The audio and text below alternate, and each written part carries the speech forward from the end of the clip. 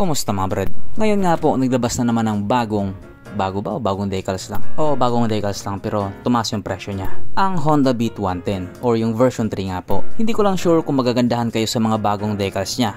Importante may bagong decals siya.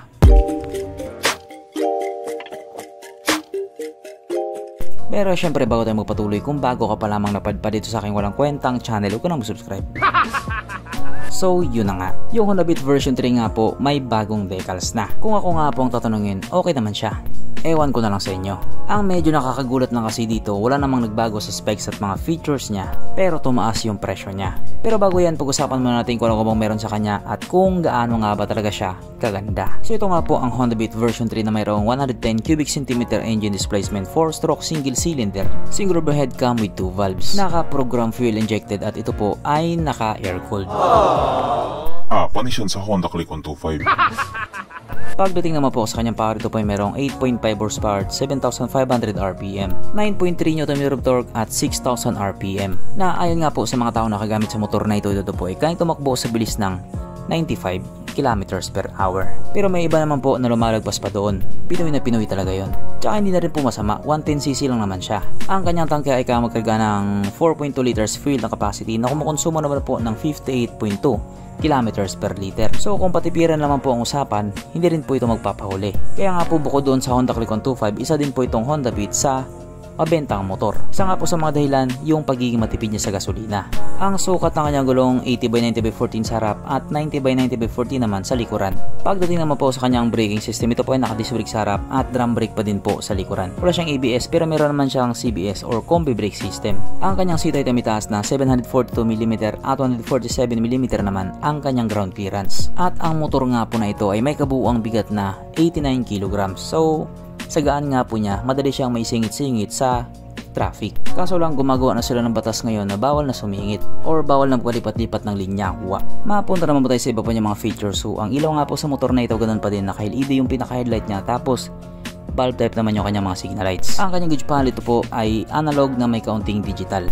At syempre hindi nga po mawala sa motor na ito ang kanyang USB charging port. Na para kahit saan ka nga po magpunta, hindi ka na mangangamba na baka malubat yung cellphone mo. Kasi nga manonood ka pa ng Cornhub. At pagdating naman po sa mga safety features, meron din po itong side stand kill switch na just in case nga po hindi mo naiangat yung side stand niya, hindi aandar yung motor mo. At ang isa nga din po sa kagandahan dito sa motor na ito, meron pa din po siyang kickstart. Kaya kapag nagka-aberya yung push start mo, may kickstart ka pa.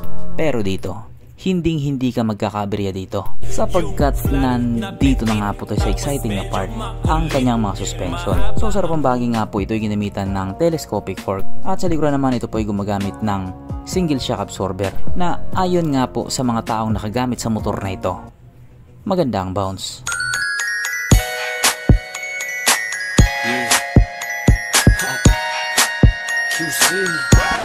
Syempre meron pang isa.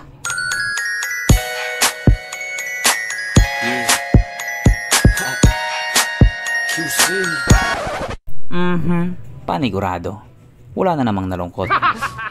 At dahil wala nga po nalungkot, alamin na po natin kung present nga ba sa motor na ito yung tatlong pinaka-importanting features. So una na nga po dito ang kanyang lagayan ng stallion at good news mga brad, meron siyang ganon. Meron siyang lagayan ng stallion. Pangalawa, meron din po siyang sabitan ng pulutan. At oras na nga po para sa ating ride horse check, ang pinaka-importanting feature sa isang motor.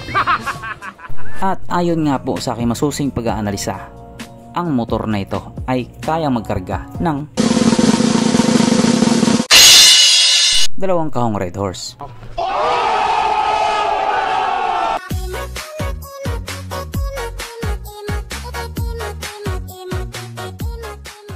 So therefore ang motor na ito ay talagang highly recommended. Katulad nga po na sinabi ko kanina, itong mga bagong labas, nagtaas din po yung mga presyo. Itong Playful Edition nga po ay may dating presyong 71,900 pesos. Ngayon 72,400 pesos na siya. Tumaas siya ng 500. Tapos yung premium naman may dating presyong 73,400 pesos. Ngayon 74,400 pesos na siya. So bali tumaas siya ng 1,000. Kaya na pong bahala magsabi kung worth it ba yung bagong presyo niya. So hanggang dito na lang muna mga brad. Kung may gusto kong sabihin or gustong idagdag doon sa mga sinabi ko, mag-comment ka na lang sa baba. Okay, bye.